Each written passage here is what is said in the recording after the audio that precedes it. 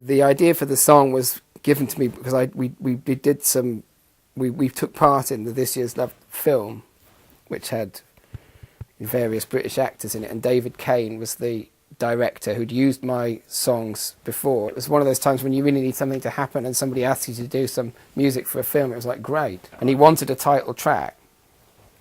And I sort of said to him, listen, I don't really do that kind of thing. If I've got a song and you like it, you can pick it, but I've never done one to order.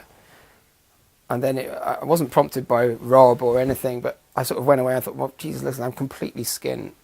What the hell am I thinking of? I should at least have a go.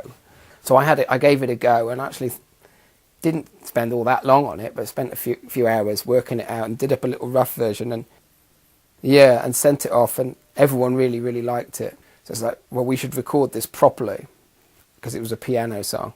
So we blagged some free time at Air Studios, and before we turned up, I imagined we'd be in Studio 1 or Studio 2, which is the big studio I'd been in before, which is massive.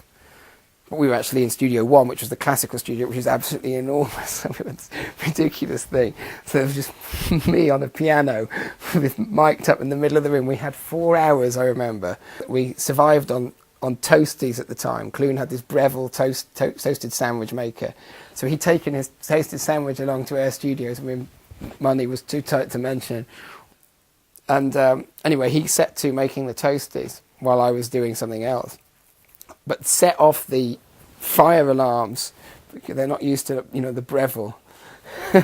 So we actually closed well, we were there on a freebie, closed the place down, sort of like, what's going on? I remember we wandered out, went to the loo or something, and it was like, there's thousands of sort of classical musicians like, out in the corridor. It's like, get everybody out, everybody out. It's like, oh, I think I know what that might be. And it was like, Clune, you've set the fire alarm off.